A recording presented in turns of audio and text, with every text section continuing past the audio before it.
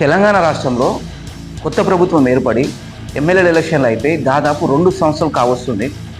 ఈ 2 సంవత్సరాలలో ఓడిపోయిన ఎమ్మెల్యేనైనా సరే, గెలిచిన ఎమ్మెల్యేనైనా సరే, మీ యొక్క గ్రామాలకు ఎన్నిసార్లు వచ్చారు, ఎందుకోసం వచ్చారు, ఏదైనా కార్యక్రమం ఉంటే వచ్చిరా లేకుంటే క్యాజువల్గా వచ్చిరా అని చెప్పి మీ యొక్క అభిప్రాయాలను కామెంట్ రూపంలో తెలియజేయండి.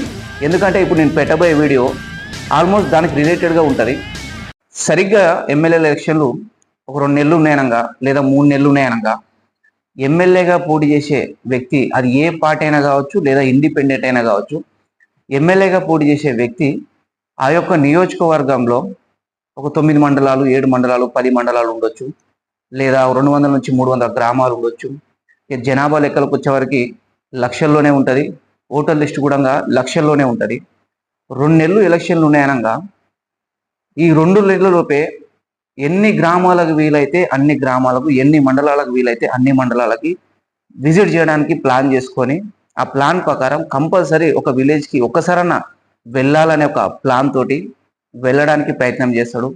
వెళ్ళిన గ్రామాలలో కూడా అసలు మీ ఊళ్ళో ఏం సమస్యలు ఉన్నాయి, ఆ సమస్యలకు పరిష్కారం ఎట్లా చేయాలని చెప్పేసి కూడా అక్కడ ఉన్న లోకల్ అధికారులైనా లోకల్ లీడర్స్ అయినా తెలుసుకొని, అక్కడ ప్రచారంలో ఉన్నప్పుడు, ఎలక్షన్ ప్రచారం ఉన్నప్పుడు స్పీచ్ రూపంలో ప్రజలకు నచ్చేటట్టు, ప్రజలకు ఎట్లా చెప్తే నచ్చుతారో వాళ్ళకి నచ్చితేనే ఓట్లేస్తారు. కాబట్టి సమస్యను నేను ఎంత తొందరగా పరిష్కరిస్తానో అంత తొందరగా పరిష్కరిస్తా అని చెప్పేసి వాళ్ళని మోటివేట్ చేసేటట్లు మాట్లాడి, అబద్ధాలు చెప్పి, కేవలం వాళ్ళకు ఆ గ్రామానికి వెళ్ళడానికి 10 నుంచి 20 నిమిషాలు టైం ఉంటుంది. 10 నుంచి 20 నిమిషాలు మాత్రమే ఉంటుంది. ఇక్కడ నెక్స్ట్ వేరే గ్రామాలకు వెళ్ళాలి.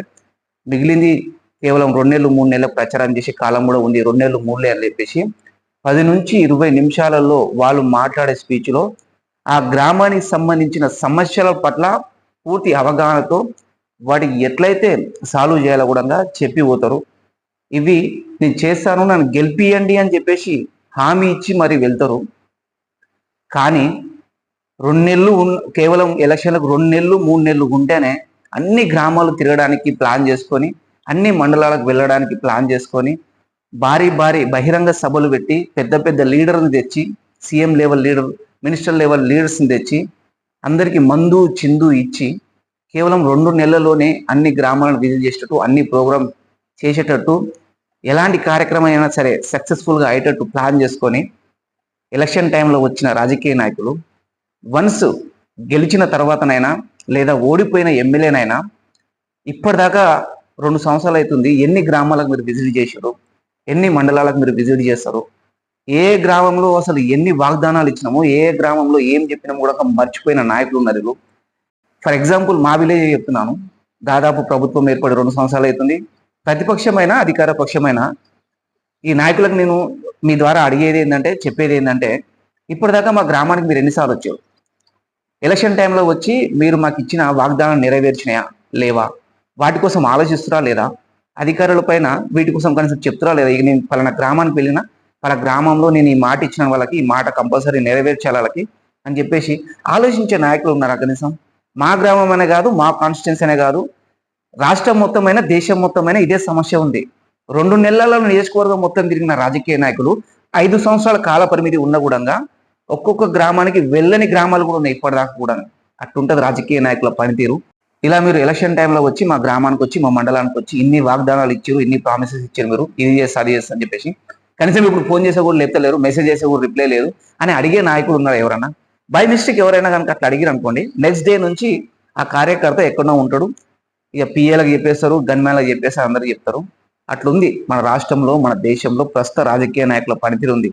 ఎందుకంటే 5 సంవత్సరాలు వాళ్ళకేం కావాలో వాళ్ళు ఆలోచిస్తారు. ఇక ప్రజలకు ఇచ్చిన మాటలన్నీ పక్కన పెడతారు. ఇవన్నీ మనమే అర్థం చేసుకోవాలి, ప్రజలకే తెలవాలి. వాళ్ళు వచ్చి ఇన్ని వాగ్దానం చేస్తున్నప్పుడు అర్థం చేసుకోవాలి, ఇవన్నీ నెరవేర్చడి కాదురా భయ్, ఎలక్షన్ ఉంది కాబట్టి వచ్చింది, మళ్ళా ఎలక్షన్కే వస్తారు, మళ్ళీ 5 సంవత్సరాలకే వస్తారు. జాగ్రత్తగా ఉండాలి. ఎక్కడైతే అభివృద్ధి జరుగుతుందో, ఎవరైతే అభివృద్ధి చేస్తారో, ఎవరైతే మనకు అందుబాటులో ఉంటారో, కష్ట నష్టాలు తోడుగా ఉంటారో అటువంటి వాళ్ళకి మనం గెలిపించుకోవాలని ప్రజలు కూడా కొద్దిగా ఇప్పటికైనా ఆలోచించుకోవాలి. రాబోయే ఎలక్షన్లో ఆలోచించుకొని మంచి నాయకులను గెలిపించుకోవాలని చెప్పేసి కోరుకుంటూ, దయచేసి చాలా మంది వీడియోస్ చూస్తారు, కొందరు లైక్ చేస్తలేరు. మీరు లైక్ చేసినా కొద్దిగా ఎంకరేజ్గా ఉంటుంది, అలాగే కామెంట్ చేస్తే కూడా ఎంకరేజ్గా ఉంటుంది. సబ్స్క్రైబ్ చేసుకుని వాళ్ళు సబ్స్క్రైబ్ చేసుకోండి. ఈ వీడియో చాలా మంది రాజకీయంగా ఇంట్రెస్ట్ ఉన్న వాళ్ళు చాలా మంది ఉంటారు, అటువంటి వాళ్ళకి షేర్ చేయండి. షేర్ చేయడం వల్ల నాకు కొద్దిగా ఉపయోగపడుతుంది ఏదైనా సరే, ఎందుకంటే నెక్స్ట్ మంచి వీడియో చేయడానికి అవకాశం అనేది నాకు ఉంటుంది. చేశారని చెప్పేసి అనుకుంటూ, నాకు సపోర్ట్ చేస్తారని చెప్పేసి అనుకుంటూ, జై తెలంగాణ, జై భారత్, జై హింద్.